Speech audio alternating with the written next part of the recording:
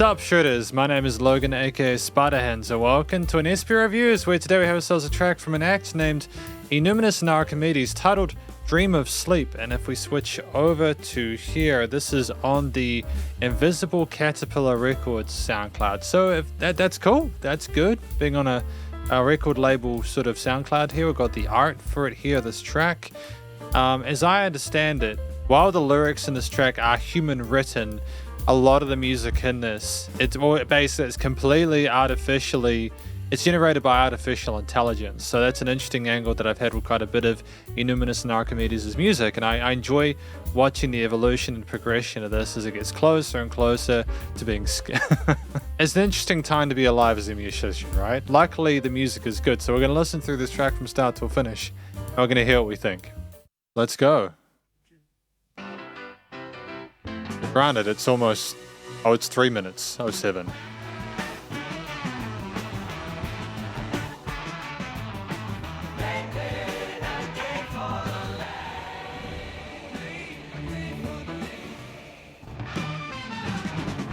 I mean, it's incredibly psychedelic, isn't it? Just how things sort of flutter in and out. It's not just the stylings of the 60s and 70s with the guitars, the drums, and the vocal style. It's also the fact that almost the effect it has is sort of like you're tripping a little bit.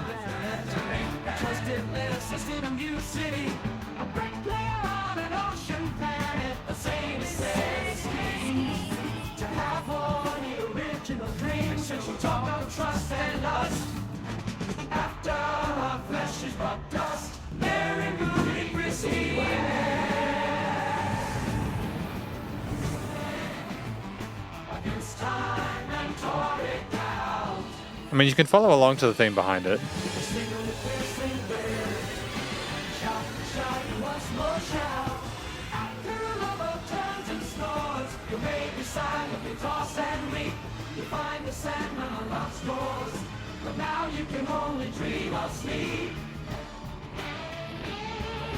I mean, the guitar tone is very authentic to the period that we're doing things with, as well as the drum tone. The drum tone matches the drum recordings of the acoustics in like the 60s and 70s really well as well. It's just the swishy synths in those layers are a little bit, seem a little bit discombobulated.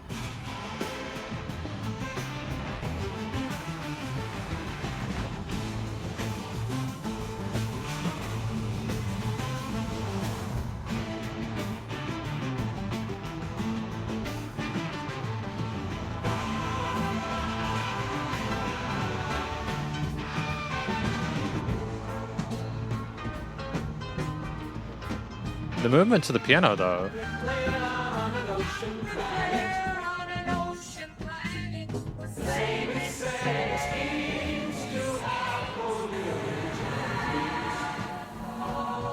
And she'll talk of trust and lust after her flesh is but dust. Mary Moody, pristine Wales against time and tore it down.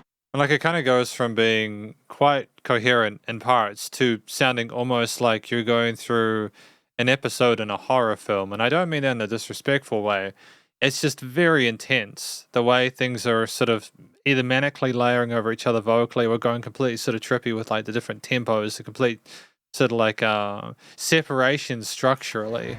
The singer with this and shout, and once more.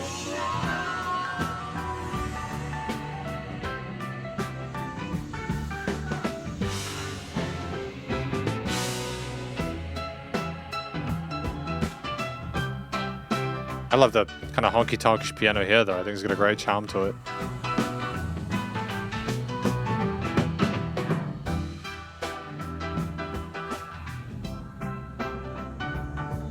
And the filtering of the frequencies here is a little bit unusual, but I can vibe with it.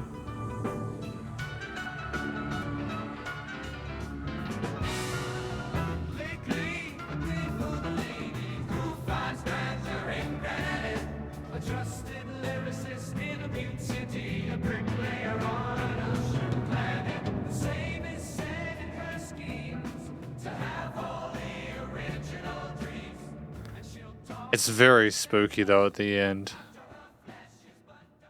It's very spooky at the end though, with how things sort of fade out and become a little bit sort of like they become tremendously uncomfortable. It's like we're fading into the ether as we go towards that outro. I'm gonna have a quick look through the lyrics. Hang on a minute. Yeah, we can just do this here. So we've got lately a day for a lady who finds grandeur in granite. A trusted lyricist in Muse City, a bricklayer on an ocean planet. I kind of like, how do I describe this? A trusted lyricist in Muse City. So these people are trusted even though people might not necessarily be able to sort of benefit from it. These people perform important roles, but in a complete wrong environment. Grandeur in granite, so finds contrasts and things. The same is said in her schemes to have wholly original dreams, and she'll talk of trust and lust after her flesh is but dust. Oh, okay, so she's sacrificing what she needs in order to get where she wants to go with it. Merry, moody, pristine wails against time and torrid doubt, the singer with piercing veils. Shout, and once more shout after a lover turns and snores. Well, you'll find the Sandman unlocks doors, but now you can only dream of sleep. I'm not sure about this track. I kind of understand the part about the woman, what she's talking about, because hang on a minute, we'll go talk about this track more in the conclusion. Because welcome to the conclusion of my review of this track from an act named eNuminous Archimedes on the Invisible Caterpillar Records SoundCloud page that is titled Dream of Sleep. I'm still having a quick look through the lyrics there. I know that I'm taking up a lot of them. So I know this is the conclusion section. What do I think this track is about? I think it's about a woman who is basically trying to look for the alternative, you know, like she's trying to find beauty in her own world there. But the reality is no matter how good she thinks it's going to be, even if she gets her dreams there, you know, the moment that she is able to find that fantasy, I suppose it's all going to become a disillusionment because nothing will ever be perfect. Therefore, the only place where things will actually be perfect is in sleep. So, you know, the track Dream of Sleep. That kind of that perfect reality inside your head that gets ruined when you get woken up by what actually is happening. So I think that's what the track is about. I think the various vocal styles, I heard some, I'm reading here sort of a bit of Frank Zappa. Also some Elton John in parts there. There are musicians that I can hear influences of, and it suits the aesthetic of both the time in which this music was written to an extent. I think the style of music there with the guitars and the drums and the bass and the piano, the keys there, as well as some synths that were a little bit sort of like, they were a bit for me to sort of like take in and process. I wasn't necessarily sure about some of those synth layers swishing around the place. But I think for me, it's worth again noting that this was, as I understand it, AI generated. So it's the AI trying to sort of imagine, I suppose, with prompts, what is appropriate with the guitar, bass, drums, and piano. It's to create a track within the style at that point in time, working with the lyrics that were put forward. And I think if we work with those, I think ultimately the aim was to have a track indicative of that style, of that part of music history there, the stylings of like the kind of like the rock music, the rock classic rock. How would you describe this? I'm reading here progressive jazz, psychedelic rock. I would understand that, again, the psychedelic nature of it there. Things kind of trippy, sort of swishing around the headphone stereo field there. I'd like massive movements in the mood of it to sort of be unpredictable and kind of like sort of warp your mindset on it. I think that's great. I actually think some of the little kind of like dusty parts of the AI trying to figure out what to do and how to process things kind of works in favor of the psychedelic routine itself. Because sometimes you do get like kind of blunt transitions between parts.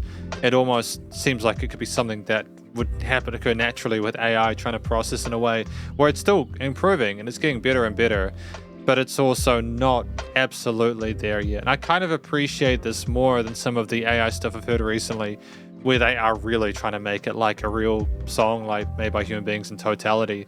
Like there's some scarily crazy stuff out there now. I think I've said this about previous tracks in eNuminous and Archimedes. I actually prefer this to those more sort of like quote unquote complete ones.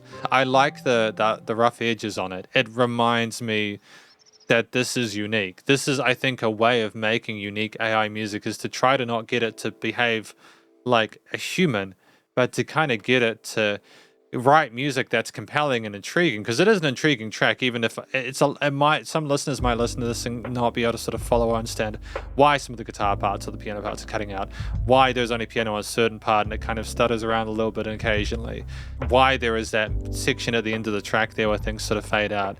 I mean, we had what is effectively a through composed track lyrically there. I think that the poetry there is fantastic. I think that is a really intricate woven tale there that is emulated again with the key. I liked, if I talk about a few of the instruments, I really like the keys at the end. I thought they had a fantastic, fragrant tone to them. We articulated ourselves really neatly on the right hand as well as rolling with the bass notes on the left. It had that kind of bluesy honky-tonk aesthetic that was popular around the time. And I think that we played in a way which was almost kind of like playful and jovial whilst not being too uplifting to take away from some of the more sort of Moorish parts of the guitar, bass, and drum parts. I think the drums that were played here made fantastic use of the kicks and snares there with a really sort of like earthy, organic tone to them. The cymbal work was subtle. We had some occasional fills, but also some parts were sort of, it was more about pocketing, I think, for the most part. We also just didn't have drums sometimes. Sometimes the drums just weren't existent there, and I think that is kind of helpful because it allows for a bit of space, but I also don't think that was entirely intentional. Ironically, I don't know if this track would have been better with a consistent drum beat the entire time if it was been sort of premeditated. I think that actually having the track be a little bit sort of like shorter and not to have had drums all the time allows some of the instrumental parts like the pianos to sort of stand out a bit.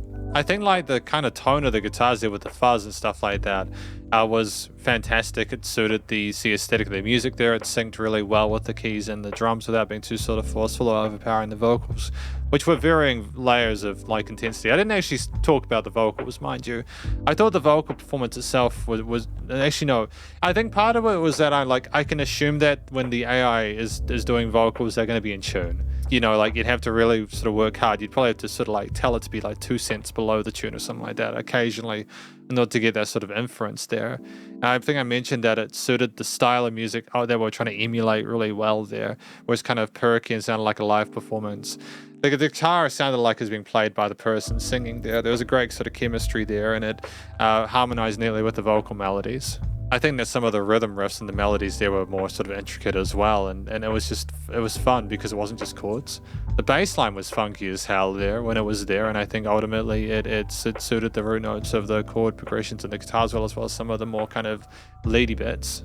I think actually the bass was a driving force in some parts. You can probably see I'm switching through there just to confirm things because a lot happened in this piece, right? But like the bass was often a driving force behind some of the guitar movements, and it was really nicely in sync with the bass. With the drums, should I say. I'm just glad that we had that unison in the rhythm section there to sort of be a nice sort of foundation for some of the brighter piano key parts there. Again, further articulating parts of the triad that the guitars were putting forward there as well as playing chords. I think that ultimately the thing that sort of made this a sort of surrealist experience is like the synths or the really sort of fizzy sounds there, the swishes and stuff like that. Part of it, I think, was the vocals going in and out in like waves. It might have also been an extent to try and make it sound psychedelic there, to sort of sound like an out-of-body experience there, with it going between the parts of the stereo field and stuff like that. We had a track where it was trying to create a motif loyal to the genre that would with the lyrics and everything like that, but it was also trying to suit an alternative aesthetic. And I think we pieced it together. We're getting closer and closer to a point where it can make musical sense. It's not quite yet. There was a few moments in here where it was like, does that really need to be done that way? But I think that ultimately it was a really good effort. And again, I cannot, on my life, I can never say that I have been disinterested with a track like this. It's always invigorating to hear what's going to happen next.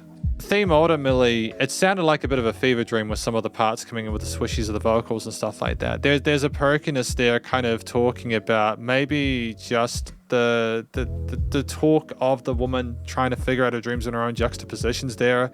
It's almost kind of matter of fact with the theme. They're just like, yeah, well, that's just what it is. It didn't seem like it was trying to be too down in the dumps with it. We didn't have too much of a minor focus with it. It wasn't particularly major. It's just sort of sitting with blues and pentatonics, almost like, you know, like it was more sort of like savvy. It was about describing a situation with this person, maybe even sort of like looking down on them a little bit because of the fact that they were wanting more than they were possibly entitled to. But I don't think it was too judgmental at the same time. Ultimately, the theme was overshadowed, I think, by some of the effects with the way things were treated with the synths vocals especially, but it was still compelling, and I understand why it made sense with the lyrics and the instrumental parts that were otherwise there. Thanks studio recording, mixing and mastering, there was definitely dynamic range. The leveling wasn't always there, but a lot of it was. I think part of it was like the filtering as well. Like I'm not quite sure why we decided to kind of go out with the filtering at the end there. We kind of just went to that low range. It was a little bit sort of surreal with me, a little bit sort of like uncomfortable because it almost sounded like people were, how do I say this? It sounded like people were ghosts and they were moving away almost like it was a dream that you've had. If that was if that was it, if that was trying to emulate coming out of a dream, that is an absolute masterstroke, and that is wonderful. That might be it. In fact, if it does meant to sound like a fever dream, maybe that's intentional as well, right? Dream of sleep. But I think things were nice and wide in the stereo field. There was panning of synths and vocal parts around the stereo field. There were interesting envelopes from some of those sounds as well, the way they came with slower or faster attacks depending on where they were. And ultimately, I think the tones chosen for the instruments, even though we're not 100% there to sort of like really sort of like fully presenting them, there's still like, it's kind of like, it still sounds like we're trying to find the sound we want when like 95% there to it being convincing. The different vocal styles that I think were well presented. I think we could potentially have one style per track just to sort of make it more sort of believable for the audience, but also creation and originality is welcome as well. Ultimately, it was nice to know with that pumice bus compression limiting was handled, and this is my review of this track from an act named eNuminous Archimedes, titled Dream of Sleep, and hopefully you enjoyed it. If you did, please go check them out via their various social medias and their SoundCloud page. Stay cool and stay safe, and please remember to support your local musicians and artists at this point in time, as they help more than ever with all the crazy stuff going on in the world, and I will catch you in the next review. Spiderhands out.